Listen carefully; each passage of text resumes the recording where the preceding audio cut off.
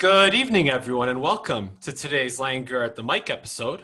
We're going to preview Cowboys versus Cleveland Browns today, and we're also joined by a special guest from CSM, Mr. Peter Walker. How are you doing today, Peter? I'm doing great, Mike. Thanks for having me on the show.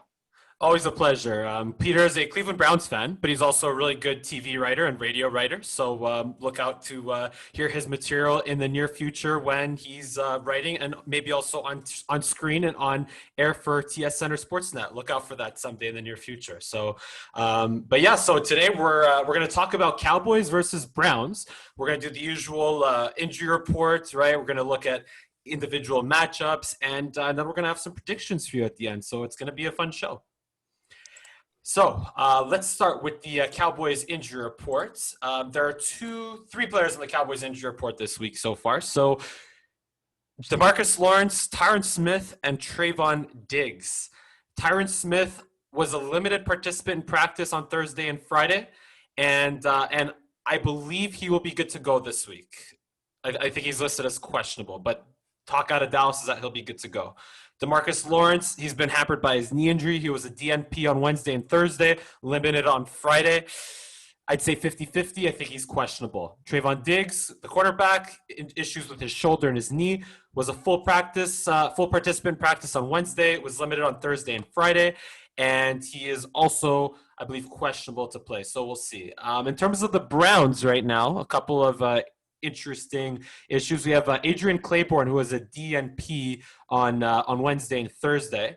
Do you know anything more about that, Peter? Well, I know Adrian Claiborne did not practice this week. I don't know his status on Friday, as of Friday. But when looking at the injury report, the main name that popped out to me was Kareem Hunt. Yeah, yes, running back right Kareem Hunt has been dealing with a groin issue. But I'm pretty sure today on Friday he was a limited participant in practice, so that's good news for the Browns. Mm-hmm. I don't see the statuses posted here just yet on the Cowboys side at least, but yeah, there'll definitely be something to look out for. And also, J.C. Treader, the center, was a limited participant. So was Olivier Vernon and Denzel Ward. Denzel Ward did not practice on Wednesday, practiced on Thursday. Mm.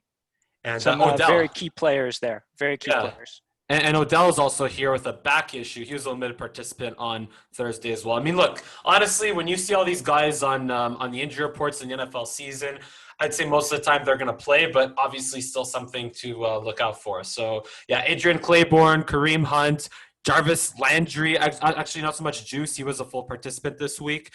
J.C. Treader, Olivier Vernon, Denzel Ward, Greedy Williams is also limited. Odell was limited, and Ronnie Harrison was limited. So, again, I would say a good half of those guys should be good to go for the Cleveland Browns. So that's good for you, Peter. Yeah, Mike, I'm hoping that's an example of Cleveland Browns exercising some caution, you know? Yeah, I mean, but then again, you got to play to win, right? So let's get into those matchups that we have here. We're going to start with the Cowboys offensive line. And the way this always works, the last couple of weeks on these shows is we're going to talk about who has the edge in whichever matchup. If there's disagreement, we're going to debate about it. So Cowboys offensive line versus the Cleveland defensive line and edge rushers. Peter, who do you think has the edge in that matchup? Well, in past seasons, I would without a doubt say the Cowboys offensive line, but I believe there have been some changes to this offensive line, and as you mentioned earlier, some injuries to Tyron Smith, the left tackle, I believe, or right tackle. No, Tyron Smith, yeah, he's going. I believe he'll be good to go, but even if he's in there, by the way, Zach Martin, who played right tackle for half that game against Seattle last week, he's now back in at right guard. At right tackle, we'll see if it's going to be Terrence Steele. We'll see if it's going to be Brandon Knight. But it looks like we're going to have probably Tyron Smith at left and Connor Williams' usual spot at left guard. And I don't know what we're going to see at center. I don't know if we're going to see Joe Looney or Tyler Biotish at center. And whoever is the odd man out will probably sit. So, but either way, no matter what it is, just this discussion in itself shows how the Cowboys offensive line is still in a pretty flexed state right now. So, Myles Garrett, if Olivier Vernon plays, also Sheldon Richardson, right on the Cleveland defensive line, they will they'll create problems for this Cowboys offensive line just because the Cowboys offensive line couldn't block a 3-man rush on the last 2 plays of that Seattle game. Even though they did play really well throughout the game, or well enough to put up a lot of yards and points. I still see there was no Myles Garrett and Adrian Claiborne. Okay, maybe not so much Claiborne, but Olivier Vernon and Sheldon Richardson on the Seahawks anymore. So yeah, I give the Browns the advantage in this one. What do you think? Interesting. I'm surprised to hear you say that, Mike. Yeah, I don't know how the Cowboys have been responding to the loss of Travis Frederick, the center. I know that's a big loss for the team, but I am familiar with Myles Garrett, and he's a very scary player and someone that Coach Stefanski likes a lot. So he could be a game changer for sure. Get into Dak Prescott. Yeah. I just hope he doesn't clock Dak Prescott in the head with his helmet. That's all. Yeah, I hope so too. Yeah, but and actually, funny story. I want to kind of mention this as well. How the last time the Cowboys played, I quizzed you on this earlier before here, people. The last time the Cowboys played the Cleveland Browns in 2016, it was Dak and Zeke's rookie season, and starting at quarterback for the Browns was Cody Kessler, quarterback. Cody Kessler, Browns legend, Cody Kessler. One of many Browns legends at quarterback. Yeah. And wait, do you remember who's coaching? It wasn't Mike Pettin still coaching, was it? I think it would have been Hugh Jackson. Hugh Jackson, then. of course. Yeah, Hugh Jackson. Yeah. Hugh Jackson had I think one of the longest tenures in Cleveland, if I'm not mistaken, of the last 20 years between Cleveland coaches, but that's not really saying much. Yeah. Kevin Stefanski is probably the best coach the Browns have had in quite some time. Yeah. From what I hear online, just interacting with Browns fans on different Reddit pages and forums or whatever, we're really excited about Kevin Stefanski. Yeah.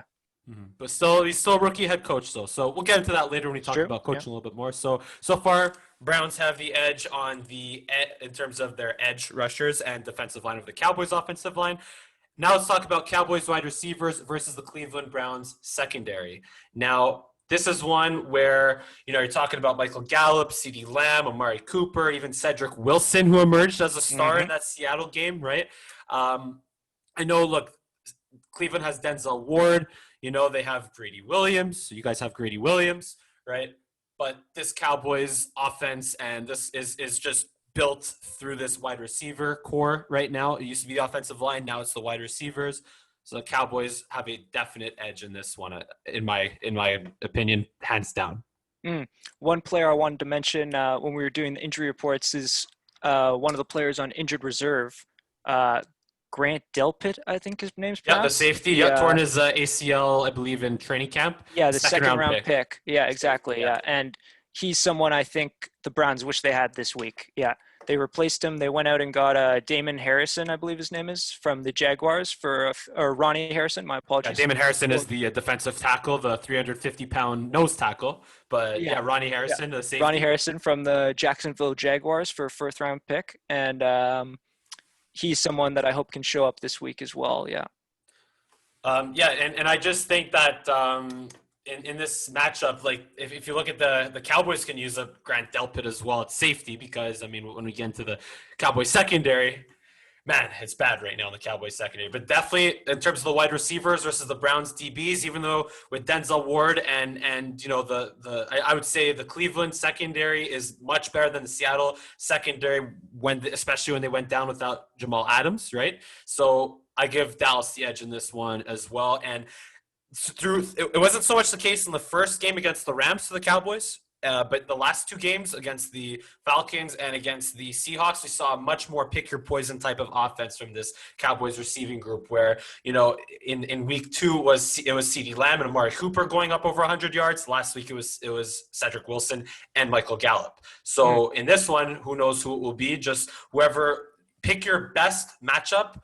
The Cowboys receiver versus the Cleveland secondary. It might not be Denzel Ward. It might be Denzel Ward covering Amari Cooper. Who knows if Amari Cooper crosses him out in one of his routes. But it could also be maybe Greedy Williams if he's in, or even Terrence Mitchell sometimes gets picked on. Terrence Mitchell used to play for the Cowboys as well. So but if he's up against CeeDee Lamb or Michael Gallup, then the Cowboys should pick on Terrence Mitchell if that's a matchup that favors them. Just pick the best one, go with it. Cowboys advantage at wide receiver versus the Browns secondary. So now let's move to the Cowboys tight ends and running backs versus the Cleveland linebackers and safeties. Who do we think here? I'll ask you first, Peter. Well, I am a football fan, but I'm a Browns fan first, so I hate to say this, but I'm happy to see Ezekiel Elliott struggling a bit early on in the season. But it's very possible that he has a breakout game this game here versus Cleveland. He's been quiet, and I'm expecting superstar Zeke to come out. Yeah. How do you feel about your linebackers, BJ Goodson, Mac Wilson, and Sione Takitaki? That's a Uh, fun name. I don't feel good, Mike. Yeah, I don't feel good. I like Mac Wilson, but I know we lost Joe Sherbert, I believe, like recently and this offseason or the past offseason, and that was a big loss, I thought. And I'm not sure why we didn't re-sign him, but we got some fresh blood in the team now, so maybe they can show up. But I would say the Dallas Cowboys have the advantage in the versus the Cowboys linebackers. Yeah. For the Cleveland linebackers, yeah. So Mm. Zeke had a bad game last week. Zeke was good, really good. I think Zeke earned his money in the first two games against the Rams and against the Falcons. He was running with a purpose and a half in that game against the Falcons, even though maybe the stats weren't as nice as they could have been. But against Seattle, he had under 3 yards per carry, Mm. Zeke did, and that was against a not optimal Seattle defensive line and a not optimal. You know what? Actually, Bobby Wagner. So that's I think a big part of it as well from last week in the Seattle game. But Zeke needs to be better than he was last week because also he had like 3 or 4 drops on the. Although Kellen Moore kept trying to run that same bloody screenplay at least 4 or 5 times, and it ended up being the same result where Zeke just couldn't haul in the pass. And yeah, so I would still say that Zeke and Dalton Schultz and even Tony Pollard, who fumbled the ball on the 1 yard line in the kickoff return, but now in terms of the actual rhythm of the game, I would say the Cowboys have the advantage because of the how dynamic Zeke can be and what he's Hmm. supposed to be, and Dalton Schultz being not as good as Blake Jarwin, but good enough to do the job in terms of especially with all the Cowboys wide receivers that Cleveland has to deal with. So I give the advantage here to Dallas as well. I So agree. good. So let's turn it over now to the Cleveland offensive line versus the Cowboys defensive line. So how do you feel about that matchup, Peter? Peter, nice. Um, I like our line. I like our offensive line. We have J.C. Treader was on the injury report, but Jedrick Wills, who was our first round pick out of Alabama, he was dealing with some injuries, like left a game early in week 1 or week 2, but he's looked good so far early on in the season. So that's a really nice addition at left tackle. Big shoes to fill, replacing Joe Thomas. And then you have Joel Bitonio, who's just been a rock for the Cleveland Browns the past few years, and also a recent free agent acquisition, Jack Conklin from Tennessee. So as much as I like our offensive line, I do know that one Alden Smith has been playing very well. If we can include him in that discussion, and he's a scary player right now. So yeah. Yeah, Alden Smith is looking just like that edge rusher that he was when he got drafted in 2011 back in those San Francisco 49er glory days. Yep. But here's the thing, though. That's one player on the Cowboys defensive line that has been performing. And it's also not just about getting after the quarterback. It's also about stopping the run. Mm. And whether it's the talent of Kareem Hunt and Nick Chubb, or the fact that the Browns are blocking well for them, because like you said, the Browns do have a much improved offensive line compared to especially last year Hmm. with Jack Conklin and Jedrick Wills being added. I I would say, look, the Cowboys again. They have the potential to be really strong in the defensive line. They have the names there. They have the players. They have the talent there, but they're just not producing right now. They're not producing right now. So in this matchup, though, we're allowed to do this on the show. I would say a push. I would say a Mm. push here. Yeah, Interesting. I didn't know that was because possible on the show, Mike. I didn't know that was yeah. possible. Well, you'll know for the next time the Cowboys play the Browns in 4 years from Alrighty. now. But yeah. So yeah, I would say push here because it could go either way, right? Yeah, just the Browns, they block well in the run game for Kareem Hunt and Nick Chubb.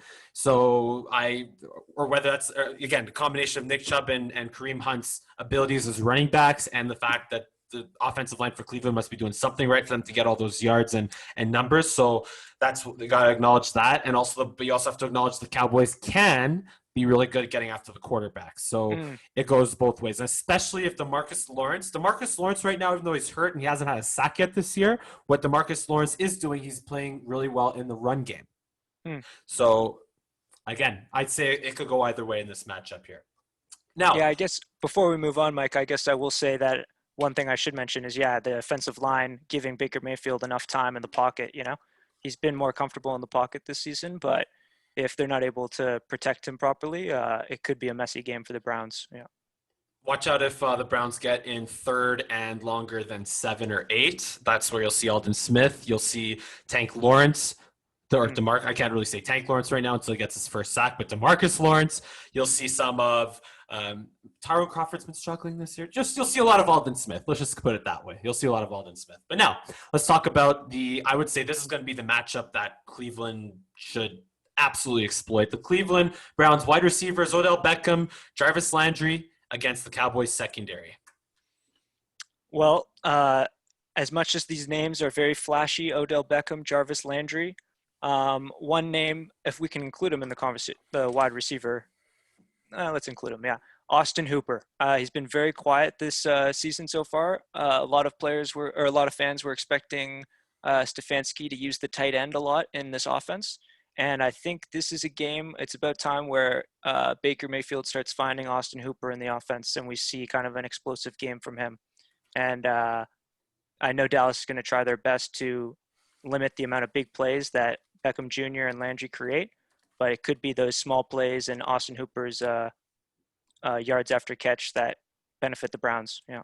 Yeah, so let's just throw in the tight ends and Cleveland running backs into this as well, because I just say the Browns have a huge advantage over the Cowboys in this one. Just like you said, whether it's Austin Hooper, whether it's Odell Beckham, whether it's Jarvis Landry, there's going to be opportunities against this Cowboys secondary because based on what we saw last week, they're due for at least, or even the week before against Atlanta, they're due for at least 2 or 3 plays where someone is just wide open inexplicably through the middle of the defense with no one around him. Whether it's going to be Austin Hooper like it was Hayden Hurst against Atlanta, or whether it's going to be Odell Beckham or Jarvis Landry like it was Tyler Lockett against Seattle, someone's going to find there's going to be a big play or 2 or 3 or 4 against this Dallas secondary. It's going to either go the distance or just be a backbreaker for this Dallas secondary. So, and especially the fact that Cheeto Awuzie is out, Anthony Brown is out both with injury, and that Trayvon Diggs is right now the Cowboys' best corner, and he's a rookie, and he's also banged up with that knee and shoulder issue. And then Jordan Lewis has just been, honestly, I'll just straight up say that he's been disappointing this year. He showed a lot of flashes in the previous years, especially in that one Saints game in 2018 where he intercepted Drew Brees and he basically shut down Alvin Kamara. But now that he's been thrust into the starting role, he's not been good. Just straight out, he needs to be better. And like I said, just Browns all day in this matchup. Browns running backs and tight ends all day over the Cowboys linebackers and safeties. So let's get into special teams now. Because we don't have to spend too much time talking about this, but what is of note is that the Cowboys have had very high highs and very low lows in special teams this year, with the low lows being missed extra points and the failed fake punt attempts, but then the high highs of Greg Zuerlein kicking probably one of the best onside kicks of all time, maybe up there with Pat McAfee's self onside kick and a couple of other things I can't think of off the top of my head. But Greg Zuerlein can still, he's still kicking his field goals, right? So Cowboys, and then also obviously the Tony Pollard friggin' fumble on the 1-yard line. Let's just forget about it. But how you feel about Cody Parkey? Cody Parkey was the guy who double doinked it in Chicago, right? That wild card game. I believe so. Yeah, he's bounced around. Literally, we signed him. Yeah. We bounced him. We signed him after Austin Siebert, I believe it's pronounced. Struggled in game 1 or week 1. And so he's bounced around the league, but he's been a Brown before, and hopefully he can show up for the Browns. It could be a game where we see field goals being very crucial or consequential. Yeah. Especially if it comes down to the last possession. If it's a shootout back and forth, then it can very well come down to the last possession. I would say push here just because, again, the Cowboys and what they're capable of special teams wise, like CeeDee Lamb in the return game, Greg Zuerlein being still a pretty good kicker, but then also the gaps that the Cowboys have had in special teams, and then Cody Parkey, who is known to miss kicks. It could go either way. So I would say push in this one. And this will be one that you'll like. Coaching. Are we taking Kevin Stefanski or are we taking Mike McCarthy? And also, sorry, but that involves the entire coaching staff. So Entire Kevin coaching Stefanski, staff. Interesting. yeah, and the Cleveland staff, or Mike McCarthy and the entire Dallas coaching staff. Who are we taking on this one? Well, as a proud Browns fan, I will focus my attention on our newly minted head coach, Coach Stefanski, Kevin Stefanski. Spent a long time in Minnesota, spent, I think, his entire NFL career in Minnesota. Moved his way up from very low on the coaching scale to offensive coordinator. And he's brought a new energy to the Browns. I know we say this every few years, Browns fans, but it feels like it's every half year. Yeah, seriously. Yeah. But I like his offense. He's going to take advantage of Kareem Hunt and Nick Chubb. I think this game is the game where we see tight ends get worked into the game plan. Like I was saying, Austin Hooper earlier, and then another player I wanted to mention, Harrison Bryant. Yeah, he's a 4th-round pick, and he won awards in college. And a certain writer, I'll mention, Matt Waldman of Rookie Scouting Portfolio, compared him to one Jason Witten. Yeah, so Harrison Bryant might be a tight end that could that Coach Stefanski could utilize. And also, more on a coaching note, he's really helped the Browns limit their penalties. And in a game like this, where I think it's going to be close, penalties and also special teams, like we were mentioning, could be very crucial. Yeah. My question to you, though, about Stefanski is, if the running game, for whatever reason, can't get going, if the Cowboys shut down the Cleveland running game, they shut down Kareem Hunt and Nick Chubb, or even limit them, how's this play calling going to change, if it will change? Well, that's a good question, Mike. Yeah, this is that's something we might see for the first time. How does Coach Stefanski react in that situation? But, because obviously, if I may ask, the Browns played with the lead against the Bengals and against the football team. They played with the lead most of the game, right? But they trailed against Baltimore, and they just got blown out by Baltimore. So terrible game. Yeah. Yeah, if it's a game where the Cowboys can get ahead, how does Stefanski manage that offense if the Browns get behind the Cowboys here? Well, I don't want to put it too much on the quarterback, but I think if that is the case and the Cowboys are able to limit the run, I think Coach Stefanski will give the ball to Baker and ask him to make some plays that in week one he wasn't in past seasons he might not have been able to make. And week one? This is a big game. We could see Baker Mayfield really take a next step. And I know Stefanski trusts Mayfield as quarterback. Yeah. Yeah, so look, I mean, in terms of this matchup of which coaching staff I would take versus the other, the Cowboys, in terms of their coaching decisions, they've had some kind of questionable ones, of course. We all know, right? The 4th down call or the 3rd and 4th down sequence against the Rams, the go for 2 sequence against the Falcons, the fake punts, the going for it on 4th down. And that's another thing that Kevin Stefanski has been doing a lot this year, is going for it on 4th down. Even a couple of decisions the Cowboys made in the Seahawks game is just the issue with the Cowboys coaching staff. It's not so much the Cowboys coaching staff, it's more just as the team as a whole, is that whenever the Cowboys coaching staff makes that aggressive call to go for it on 4th down or go for 2, the Cowboys just don't execute. And I don't think that can keep going. Because just statistically, it can't keep going because you can only fail so many you can only fail so many 2-point conversions. You can only fail so many 4th down attempts. And they did have a really big 4th down conversion in that Seattle game. It was a 4th and 2, but it was a really good 4th down conversion. So I think the experience of the Cowboys coaching staff will prevail over this Browns staff. And obviously, coaching is a big part of the game, of course, but I would give a slight advantage to Dallas here. I think you would say slight advantage to Cleveland, though, right? Well, that would be me repping my team. It's I'd say our bias takes over a little bit here. Yeah, probably. This might be another push. We'll see on Sunday. Yeah, so I'll even call it a push. Why not? I'll call it a push because the Cowboys, again, the coaching staff has had the right. I like the philosophy of the Dallas coaches, but it just hasn't led to winning football yet. It's been 1 point away from being 0-3. So that's also part of it. But it's just that also is on the players to execute. So let's call it a push. Why not? Right on. So let's get to the bottom line. So let me ask you this first, because you are the guest and therefore the road team always goes first, right? So how does Cleveland win this game? In my opinion, my humble opinion, the Cleveland Browns win this game if they're able to get after Dak Prescott and limit another incredible passing performance like we've seen in the past couple weeks. And also, they win this game if they're able to establish the run early. I think if early on in the game we see them marching down the field, Nick Chubb and Kareem Hunt, and Baker Mayfield throws a pass here and there, and if there's well, I shouldn't say momentum, but there's good plays being made early on. Yeah, opportunities. I think that's a bad sign for Dallas. And yeah, mostly getting to Dak Prescott, though. I think we haven't talked about Dak Prescott enough so far, and he's been playing so well recently. So if we can get to him, that's a good sign for the Browns.